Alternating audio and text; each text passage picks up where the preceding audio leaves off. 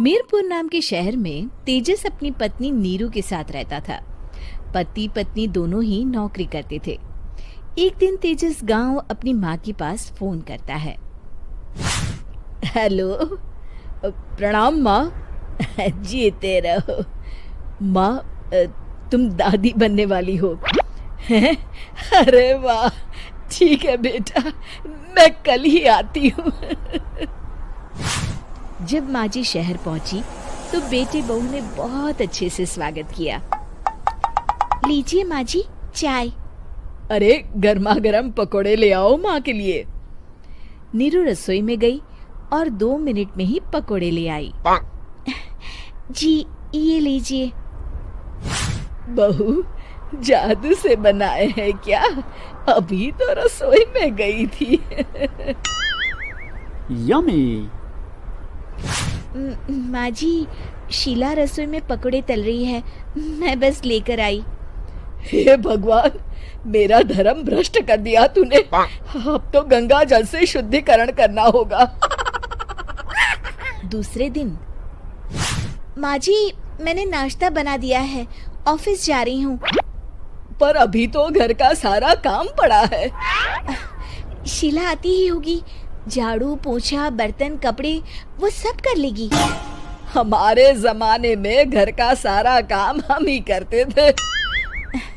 जी माँ जी, आप बहुत होशियार हैं, मैं घर ऑफिस दोनों नहीं संभाल पाती। तो जरूरत क्या है घर से बाहर जाकर चाकरी करने की? वैसे भी घर का काम खुद करने से घर में बरकत आती है, समझी? पर माँ जी। पर वर कुछ नहीं, इस महीने की पगार मिले फिर ऑफिस बंद। हाँ। रात को नीरू तेजस से कहती है, सुनिए जी, माँ जी बोल रही थी कि मैं नौकरी छोड़ दूं।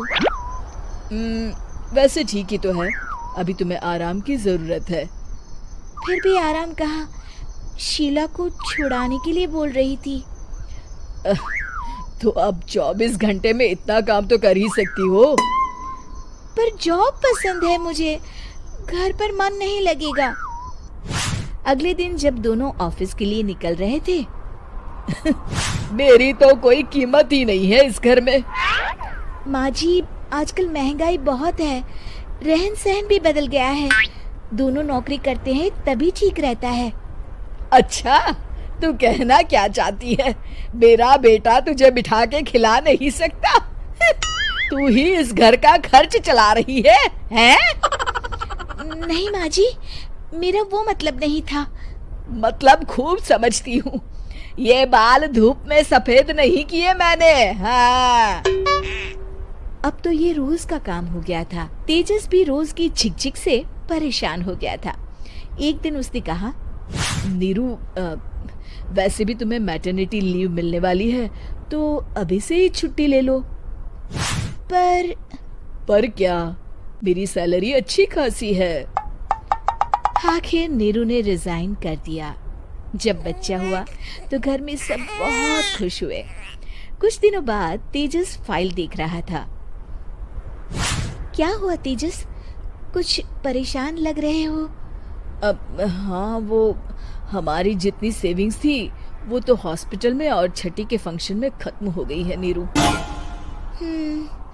और अभी वैसे मंदी चल रही है तो मैं बोल रही थी कल मुन्ना को हेपेटाइटिस का टीका लगवाना है।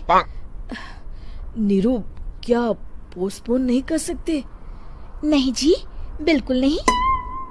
अब तेजस को समझ में आ रहा था कि उससे गलती हुई है। पैसों की कमी का असर घर के माहौल पर भी पड़ रहा था। अगले दिन, बेटा मेरा चश्मा और ये दवाइयाँ ले आना, पर्चा देते हुए माँ जी ने कहा। जी। तेजस, मुन्ना के लिए दूध का डिब्बा और डायपर भी ले आना, और ये किराने के सामान की लिस्ट है, इसे भी लाना है। तेजस गुस्से में लिस्ट मरोड़कर फेंकता है और चिल्लाता है, पैसे क्या पेड़ पर उगते हैं? ये ले आना, वो ले आना। अरे पर ये जरूरत का सामान ही है। वो गुस्से में बिना कुछ कहे ऑफिस चला गया। अरे लंच तो ले जाइए। नीरू दौड़कर डिब्बा पकड़ाती है। एक दिन खाना खाने के बाद, नीरू, अब तो मुन्ना कुछ बड़ा हो गया, तो अब तुम वापस ज्वाइन कर लो ना जॉब। पर इस रिसेशन में जॉब मिलना बहुत मुश्किल है। ट्राई तो करो। फिर मुन्ना? माँ जी है ना, और एक फुल टाइम मेड भी लगा लेंगे। पर माँ जी, उन्हें तो पसंद नहीं।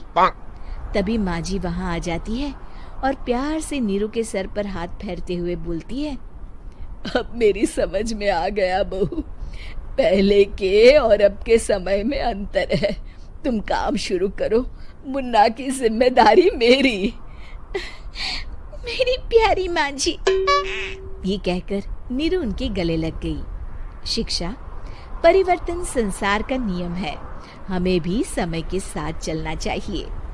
उम्मीद है कि आपको हमारी ये कहानी पसंद आई होगी। कृपया हमारे चैनल को सब्सक्राइब करें और सभी अपडेट्स के लिए बेल आइकन जरूर क्लिक करें। और हाँ, वीडियो लाइक और शेयर करना मत भूलिएगा। Bye bye.